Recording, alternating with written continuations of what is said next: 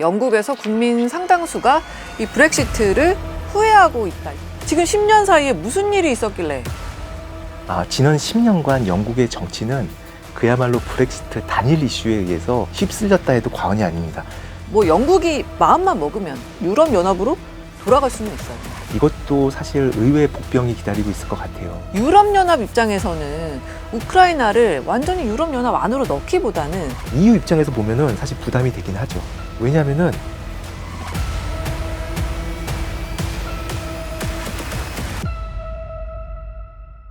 뉴스가 지식이 되는 순간 지식의 발견. 저는 SBS 정유미 기자입니다. 빛나는 고립을 선택했던 영국에서 유럽연합에 재가입을 해야 한다는 목소리가 높아지고 있습니다. 오늘 이 내용 한국외대 LT학부 강윤옥 교수님과 좀 더 깊게 알아보겠습니다. 어서 오십시오. 예, 안녕하십니까. 제가 보니까 영국이 유럽연합 탈퇴를 국민투표로 결정을 한 게 벌써 10년이 지났고 딱 10년 전이더라고요. 그리고 공식 탈퇴한 게 벌써 이제 6년 전의 일인데 그때로 좀 돌아가서요. 브렉시트를 결정했던 그 이유, 이걸 먼저 좀 정리를 해주시면 좋을 것 같아요. 첫 번째는 영국이 EU를 탈퇴함으로써 주권을 회복할 수 있다는 이런 논리가 있는데요. 그 다음에 또 하나 볼 거는 EU 예산 기여금에 대한 불만입니다. 네, 영국이 많이 낸다 이거군요. 예, 맞습니다. 그 다음에 세 번째 이슈는 이민, 난민 문제인데요. 개인적으로는 예. 만약에 2015년에 유럽 난민 위기가 없었으면 영국의 브렉시트는 이루어지지 않았을 것이다. 왜 그러냐면은 브렉시트를 찬성하는 탈퇴에 투표했던 비율이 51.9%, 네. 잔류가 48.1%거든요. 이 마진, 차이 안 나네요. 마진 자체가 굉장히 작아요. 예. 그런데 그 직전에 있었던 가장 중요한 사건을 꼽는다면 결국은 유럽 난민 위기거든요. 그리고 이런 난민 위기를 브렉시트를 찬성하는 그런 찬성론자들이 굉장히 잘 활용한 것이죠. 그때 2016년 6월에 국민투표로 결정이 났을 때 이게 뭐 짧은 기간에 일어난 일은 아닐 것 같고 이 국민투표로 붙여질 때까지의 그 스토리가 좀 있을 것 같아요. 사실 이거는 수십 년 동안 반복된 수십 년이나 됩니다. 현상이라고 볼 수 예, 있는데요. 그 가장 큰 이제 이유가 영국의 주권을 제약할 수 있다라는 점이었어요. 그런데 1973년에 영국이 EU에 가입을 하게 되는데 네. 가입한 이후에도 보면은 유럽 대륙 국가들의 어떤 적극적인 정치적인 통합에 대해서는 회의적이고 경제적 측면에서의 통합을 주장하는 그리고 국가들 간의 다소 느슨한 형태의 연합을 선호하는 이런 패턴을 보여왔거든요. 그러니까 실제 가입도 늦게 했고 자기 말로 나온 것도 먼저 나왔고. 예, 이렇게 된 맞습니다. 거네요. 이제 이런 것들이 이제 정치적인 맥락으로 이제 전환된 가장 최근의 사건들을 보면은 네. 2005년에 데이비드 카메룬 기억나요. 총리이죠. 예. 이분이 39세의 나이에 보수당 당대표가 됩니다. 굉장히 젊은 그렇죠. 그리고 이제 외모도 굉장히 잘생겼고 그래서 기억도 나는 것 같아요. 언변도 좋은 그런 예, 젊은 그런 리더였죠. 예. 그런데 이제 신진 주자로서 보수당 내에 지지를 확보하기 위해서는 이제 보수당 내 원로들의 지지를 받았어야 되는데 이 보수당 내에 유럽 통합에 대해서 회의적인 그런 입장의 이제 원로들이 많았거든요. 2010년에는 총선에서 보수당이 1위를 합니다. 절반을 획득하지 못했기 때문에 자유민주당과 연정을 통해서 정부를 구성을 하게 돼요. 근데 자유민주당은 친EU 성향의 정당이거든요. 이제 자유민주당의 정책에 어느 정도 이제 동조하거나 반영할 수밖에 없는 그렇죠. 이런 상황인 거예요. 예. 그래서 여러 가지로 제약이 있었는데 2013년경쯤에 데이비드 카메론 총리가 이런 얘기를 합니다.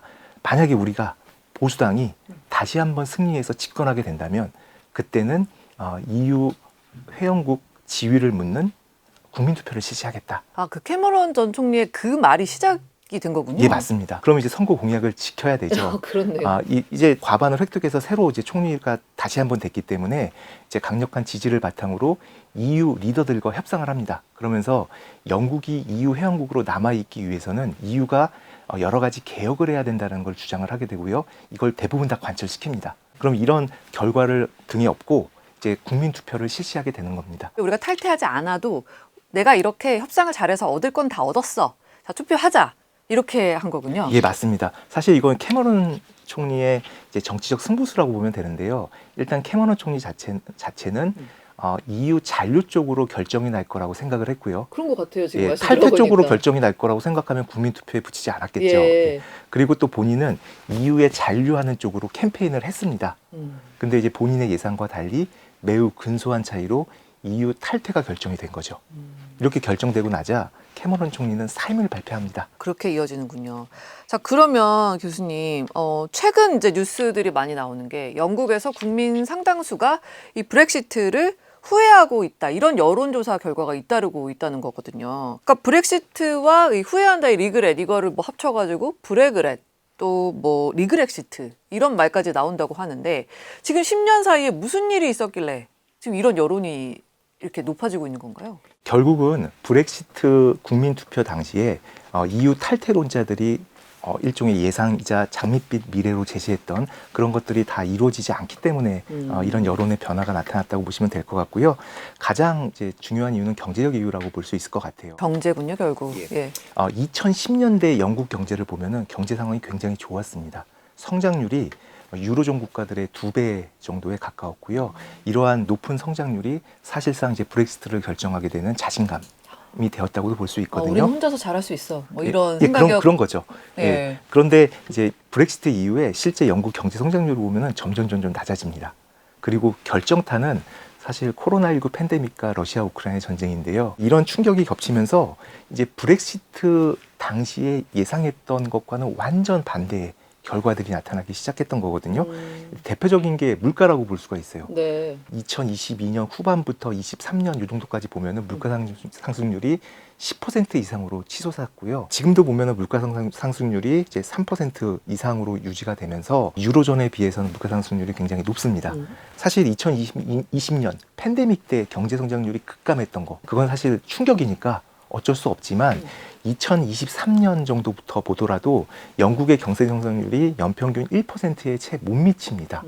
1%에 채 못 미친다는 건 사실 저성장이거든요. 네. 근데 영국인들 입장에서는 영국의 성장률은 사실 대륙의 유로존 국가보다는 항상 높았어요. 근데 지금은 유로존 국가보다 더 낮은 상황이고 올해에도 한 0.7에서 8% 정도 성장할 거라고 얘기하거든요. 굉장히 영국민들에게서는 자존심이 좀 상한 일이겠네요. 예, 자존심도 그렇지만 이제 민생적인 측면에서 먹고 살기도 힘들고 체감을 그렇죠? 하게 예. 되는 거죠. 그리고 이런 것뿐만 아니라 이제 공공 서비스의 질도 약화됐다라는 의견들이 굉장히 많고 특히 이제 국민들이 체감하는 거는 의료보험인데 네. 의료 보건 이런 서비스들도 병원에 가서 굉장히 오래 기다려야 된다던가 인력이 부족하다던가 이런 것들이 되풀이 되면서 이런 것들이 브렉시트의 효과가 아니냐. 사실 브렉시트의 효과라고 볼 수만은 없거든요. 지난 10년간 영국의 정치는 그야말로 브렉시트 단일 이슈에 의해서 휩쓸렸다 해도 과언이 아닙니다. 그 이유는 사실 총리가 지금 키어 스타머 총리가 사임을 발표한 상황에서 예. 데이비드 카메론 총리부터 시작하면 6명의 총리예요. 그러니까 지금 10년 사이에 지금 7번째 총리가 나온다. 7번째 총리가 나와야 되는 나와야 거죠. 되는. 예. 근데 뭐 마가렛 대처, 그다음에 토니 블레어 이런 총리들 보면은 뭐 10년 이상 뭐 총리직을 했던 영국이 그런 국가였거든요. 그러다 보니까 예. 이런 영국의 정치 상황이 브렉시트라는 단일 이슈에 의해서 이렇게 좌우되는 이런 상황이 있었는데 저는 개인적으로 이건 영국의 정치적 자산 측면에서의 굉장한 낭비였다고 생각을 합니다. 만약에 영국이 정치가 좀 더 안정적이었다면 코로나 팬데믹이라던가 러우 전쟁이라던가 그리고 지금 지경학적 경쟁이 벌어지고 있는 상황 속에서 영국이 과학기술이라던가 또 대외 안보라던가 이런 측면에서 더 큰 역할을 그리고 더 큰 성과를 거둘 수 있었다고 생각을 하거든요. 네네. 그렇기 때문에 저는 좀 아쉬운 마음이 좀 많이 듭니다. 뭐 영국이 마음만 먹으면 결정만 하면 유럽 연합으로 돌아갈 수는 있어요. 예, 법적으로는 가능합니다. 근데 현실적으로는 쉽지 않다고 생각을 하는데요. 예. 영국이 EU를 탈퇴하고 나서 다시 재가입을 하기 위해서는 신규 가입과 똑같은 절차를 거쳐야 됩니다. 뭐 기존 회원국 우대 이런 거 없군요. 예. 그리고 이제 마지막에는 예. 이제 궁극적으로 모든 회원국의 만장일치 동의를 받아야 되는데요. 이것도 사실 의외의 복병이 기다리고 있을 것 같아요. 왜냐하면은 회원국 내에도 각자 국내 정치가 있거든요. 갑자기 국내에 어떤 카리스마적인 또는 어떤 신진, 인기를 끄는 정치인이 돌발적인 주장을 하게 되면은 그 나라 여론이 움직일 수 있거든요. 그렇기 때문에 모든 회원국이 영국 환영한다 이렇게 할 수 있을지에 대해서 저는 조금 의문이 있어요. 실제로 한번 예전 사례를 보면 아이슬란드가 EU에 가입 신청을 했어요. 그런데 그 당시에 누가 좀 유보적인 입장을 표했냐면 영국과 네덜란드였어요. 왜냐하면 네. 아이슬란드 은행이 판매했던 금융 상품을 영국과 네덜란드 이제 그 시민들이 굉장히 많이 이제 가입을 했는데 아이슬란드 은행이 파산하면서 아이슬란드 정부가 이 자국 예금자들에 대해서는 보호를 해줬지만 네덜란드와 영국 예금자들에 대해서는 보호를 안 해줬거든요. 예. 이게 그러니까 이 굉장히 우호적인 국가들 간에도 네. 여러 가지 조그만 이슈가 하나 걸리게 되면은 이게 반대로 작용할 수 있다는 거예요. 그러니까 27개 국가 중에서 한 나라라도 뭐 명확히 반대는 안 하더라도 뭐 좀 시간을 끄는 전략만 해도 이게 계속 팬딩될 수밖에 없는 상황인 네, 거네요. 그럴 수 있죠. 그리고 영국이 EU 회원국인 시절에도 유로화를 채택하지 않았었고요. 예. 그다음에 EU 가입의 뭐 의무 조건은 아닙니다만 쉥겐 조약에도 가입을 하지 않았어요. 근데 다른 국가들이 뭐 이런 것 조건들을 이제 요구할 경우에는 영국 입장에서는 선뜻 이거 수용하기 어렵거든요. 그러다 보니까 이제 여러 가지 우여곡절이 굉장히 많을 것 같아요. 아, 영국이 시도도 안 할까요? 저는 공식적으로 가입 신청하지는 않을 거라고 아, 생각합니다. 그래요? 반면에 예. 영국 국내에서는 어떤 정치인이든 영국이 EU에 가입해야 된다, 뭐 이런 목소리는 계속 나올 거라고 생각을 합니다. 그렇다 보니까 현실적인 시나리오는 영국과 EU가 특정 분야를 중심으로 협력을 계속 강화해 나가는 이런 움직임을 보일 것 같고요. 영국 입장에서도 EU가 그립지만 EU 입장에서도 영국이 무척 그립거든요. 그래요. 왜냐하면은 영국은 일단 인구 규모 면에서 EU 인구의 한 13% 정도 돼요. 큰 국가예요. 그 다음에 GDP 규모는 한 15% 정도 돼요. EU 전체에. 그 다음에 예산 기여금 같은 경우도 한 12% 정도 되거든요. 그러니까 경제적인 측면에서도 굉장히 중요한 국가고 또 영국이 장점이 있는 분야가 굉장히 많죠. 그 다음에 외교, 안보, 군사 쪽으로 가면은 영국의 역량은 더 큽니다. 사실 유럽 국가 중에 핵무기를 갖고 있는 국가는 사실 영국과 프랑스밖에 없어요. 그러니까 EU 전체 핵전력의 절반을 차지하는 국가고요. 그 다음에 뭐 국방 분야에서의 영국이 차지하는 그 비중은 다른 EU 회원국과 비교할 때 압도적입니다. 그래서 그런 거와 비교한다면 영국의 위치가 과거에 비해서는 작을 수 있겠지만 그럼에도 불구하고 영국의 위치는 굉장히 압도적이기 때문에 유럽의 새로운 지정학적 환경에 적응하기 위해서라도 EU는 영국과의 강력한 연대가 필요한 상황이고요. 그래서 양국 간의 이해관계는 정확히 맞아 떨어집니다. 아, 그렇군요. 근데 제도적으로 예. EU 회원국이 되려면 그게 어렵다는 거죠. 아, 예. 우크라이나는 이제 러시아와 전쟁 발발하자마자 이제 가입 신청서를 낸 걸로 알고 있는데 이거 뭐 어떻게 진행되고 있어요? 우크라이나가 예. 러시아로부터 침공을 받자마자 불과 며칠 만에 가입 신청을 하게 되고요. 4개월 만에 EU가 우크라이나에게 가입 후보국 지위를 부여하게 됩니다. 2024년부터 실질적으로 가입 협상이 시작이 되는데요. 사실 우크라이나 전에 줄 서 있는 국가들이 굉장히 많아요. 근데 이 국가들이 예. 가입 신청을 하고 예. 가입 후보국 자격을 부여받기까지가 2, 3년이 걸려요. 근데 예. 우크라이나는 4개월 만에 부여받았어요. 이건 왜 그런 건가요? 이건 전략적 결정이죠.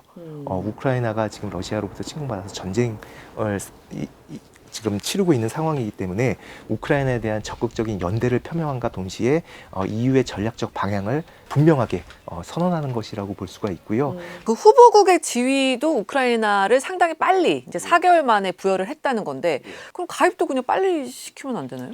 근데 이제 EU에 가입하기 위해서는 여러 가지 조건들이 있는데요. 뭐 정치적 기준, 경제적 기준, 제도적 기준 이런 것들이 있는데 가장 중요한 기준은 제도적 기준이에요. EU에 가입을 하기 위해서는 EU가 지금까지 만들어낸 모든 법 이거를 다 수용을 해야 됩니다. 이거를 수용하기 위해서는 국내 법을 바꿔야 되고요.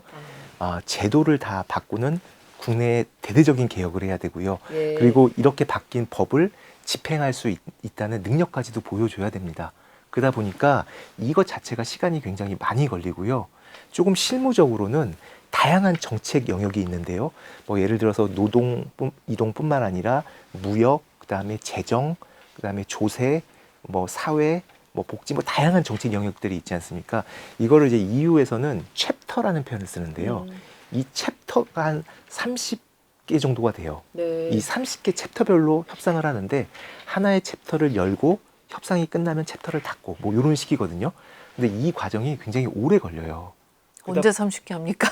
근데 이제 대부분의 이제 선례를 보면은 네. 빨리 한 국가들도 있고 느리게 한 국가들도 있는데 이 부분에 있어서는 좀 표현이 그렇습니다만 봐주기가 적용되지가 않거든요. 왜 그러냐면은 EU의 모든 법과 제도를 수용했느냐, 각 분야별로 수용했느냐 안 했느냐 그거를 확인하는 거예요. 네. 그러다 보니까 이거는 일종의 시험 성적하고도 비슷해요. 어떤 기준을 무조건 통과해야 되는 거예요. 그러니까 30개 중에서 예를 들면 2개는 면제해주고 이런 게 전혀 없다는 예, 거잖아요. 없는 거죠.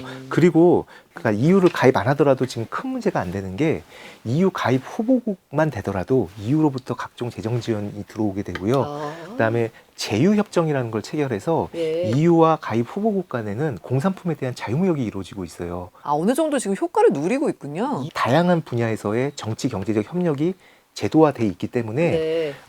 이제 갑자기 가입을 해야 되는 그런 절박함이 또 있는 건 아니에요. 일단 가입 후보국만 돼도 일단 절반은 걸쳐놨다. 이렇게 보시면 되겠습니다. 이해했습니다. 예. 유럽연합 입장에서는 우크라이나를 완전히 유럽연합 안으로 넣기보다는 지금 이 정도 상태가 조금 편할 것 같다는 느낌도 드는데요. 어때요? 사실 그런 논의가 예. 국제 정치학계에서는 있어요. 왜 그러냐면은 예. 사실 우크라이나가 러시아와 유럽 연합 간의 그 버퍼 존이다 이렇게 보는 완충지대다 이런 시각이 있기는 해요. 예. EU 입장에서 보면은 사실 부담이 되긴 하죠. 왜냐하면은 우크라이나는 굉장히 영토적으로 큰 국가이고요. 인구 수도 3천만 명이 넘는 그런 국가이고, 그다음에 러시아와 국경을 맞대고 있는 국가이기 때문에 네. EU 차원에서도 사실 좀 부담스러운 국가일 수 있어요. 그리고 농업 비중이 크기 때문에 EU 예산에서 상당 부분을 차지하는 게 낙후 지역에 대한 지원금, 그다음에 농업 보조금인데 우크라이나는 이 두 개에 정확히 맞아 떨어져요. 그러니까 사실 EU 예산을 엄청나게 빨아들일 국가거든요. 그러니까 들어가기만 하면 받을 돈이 많은 나라군요. 예, 그러다 보니까 EU 차원에서도 사실 아주 그 경제적으로 주산을 이제 네. 챙긴다면 예. 부담이 될 수 있는 국가이긴 해요. 유럽연합에 가입하고 싶어하는 나라들이 더 적극적이 됐다. 이거는 왜 그런지 교수님이 잘 설명해 주실 것 같아요. 유럽연합에 가입 신청을 해둔 국가들은 여러 국가들이 있어요. 몬테네그로, 세르비아, 알바니아, 북마케도니아, 몰도바, 보스니아, 헤르체고비나 이런 국가들이 있는데요.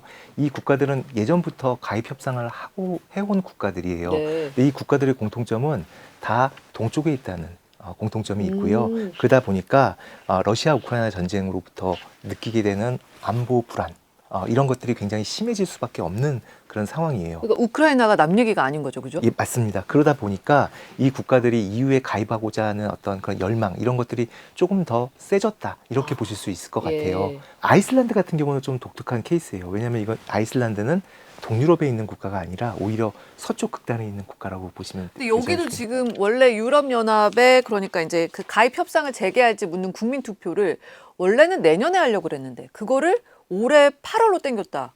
이런 소식이 있더라고요. 약간 에피소드 같은 경우는 트럼프 대통령이 올해 이제 1월에 다보스 포럼에서 네. 연설하는 과정에서 그린란드 병합 문제를 얘기를 했어요. 근데 그린란드라고 얘기 안 하고 아이슬란드라고 발언을 했어요. Until the last few days, when I told them about Iceland, they loved me. They're not there for us on Iceland. I mean, our stock market took the first dip yesterday because of Iceland. 속마음 아니에요? 근데 이거는 이제 아이슬란드 사람들 입장에서는 좀 심각하게 받아들일 수 있겠죠. 깜짝 놀랐겠죠. 예, 큰 틀에서 보면은 지정학적 갈등, 그러니까 이 러시아 우크라이나 전쟁 이런 것들이요. 그다음에 미중 패권 경쟁, 그다음에 미국의 관세를 활용한 무역 관련된 압박, 일방주의적인 어떤 그런 대외 정책 이런 것들이 유럽 변방이라는 표현을 쓰겠습니다. 네. 그분들한테는 실례지만 어쨌든 이 국가들이 EU에 더 적극적으로 가입하려고 하게 되는 강력한 배경으로 작용하고 있다. 이렇게 보시면 되겠습니다. 그러니까 유럽연합에 가입하고 싶어하는 나라들의 움직임을 푸틴과 트럼프가 가속시키는 약간 이런 거네요. 그렇게 볼 수 있는 거죠. 결국은 푸틴과 트럼프 때문이다. 맞습니다.